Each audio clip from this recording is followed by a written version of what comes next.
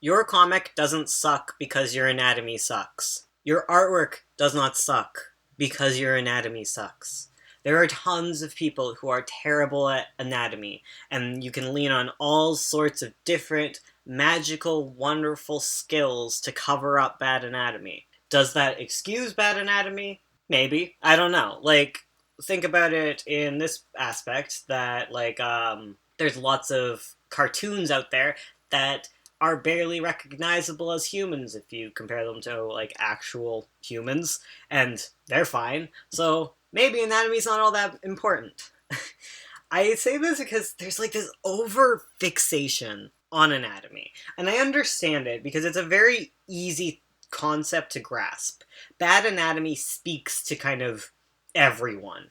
Anyone who is anyone can look at a poorly drawn hand and recognize, hey, this is poorly drawn. Something is off about this. I get that. And that's why a lot of beginning critiques are heavily fixated on anatomy. The issue that I take with it is it comes at the expense of, especially in comics, things that matter way more. If someone has bad anatomy and like needs to study anatomy, great, more power to you.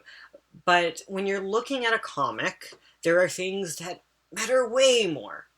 Should be way at the top of your list. Things like color. Color is very important. Light, shadow, very important because all of this stuff drives mood. Motion. Motion is so important. And understanding gesture and creating expressions and composition is insanely important in comics and insanely difficult because you're dealing with panel to panel composition and overall page composition and overall web reading composition and book composition, and it just becomes a living hell of composition. Learn how to do it. And then there's readability, and readability relies on proper composition and proper like color theory and understanding different symbols and how to frame a shot and what different shots mean. There is so much to it that it is way more worth your time than fixating on poor anatomy.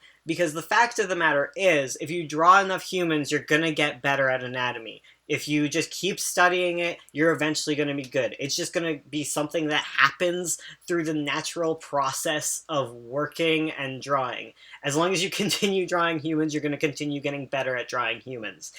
And all these other aspects of art are just, they're hidden. They're hidden little bits, and you actually need to think about them, and you actually need to learn about them in a more substantive way.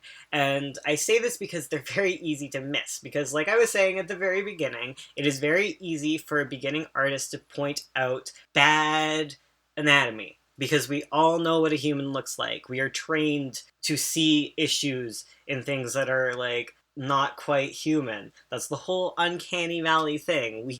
But things like bad composition, you can look at something and be like, yeah, I like it. But dissecting further from there, it takes a lot of skill and it takes a lot of learning about like composition and all of that crap. Things like gesture is such a vague, nebulous concept, and gesture I care about a lot because I find it gets killed by over studying anatomy.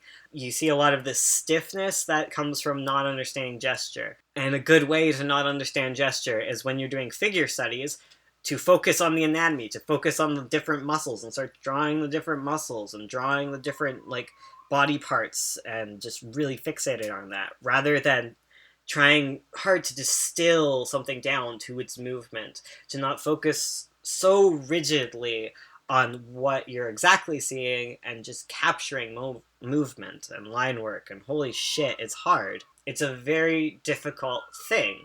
My dog is howling. And yeah, I really don't have much other to say about this. Maybe I should talk about these other aspects of art, but really, I'm just getting a bit fed up with the anatomy thing. I'm really tired of it. Because seriously, it does not matter that much. Stop fixating on it. It is not the end all be all of art, because you're gonna go through weird art phases where you do weird wonky anatomies. Like Ursula has this whole phase where she has like these giant fucking chins, and it's just like a fact. And eventually we got out of it. We did it. We got out of it. It is just the most pot shot of criticism. Like, imagine you've worked really hard on a page and someone just says, "Oh, that arm's a bit weird. Oh, that eye is a bit weird." But what about the composition? What about like the movement? Like, can you read the page? Do you understand what's going on? Like, you can see how really annoying this gets, and it can get really annoying in critique circles. So I would say this: if you're looking at a piece and really focusing on anatomy, by all means point out the anatomy things. But every time you point out an anatomy thing, every time you have that nagging thing where you're just like, oh, that anatomy is wrong, make sure to couple it with another criticism. Be this when you're looking at someone else's art or looking at your own. If you see a weird arm, also look for a compositional error, or an error in color, or an error in shading, or an error in the whole capturing of the gesture, or whatever. If you're very inclined to focusing on anatomy issues, pick one anatomy issue and then always couple it with another one.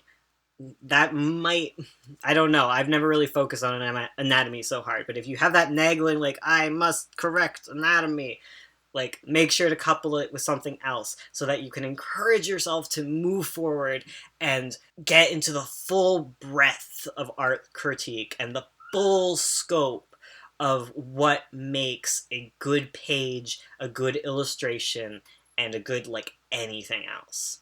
Thank you so much for listening. I do these YouTube videos sometimes because I'm busy. Have fun. Check out links in the description. Am I YouTubing correctly? I don't know. I'm hot and my dog is howling. Good night, folks.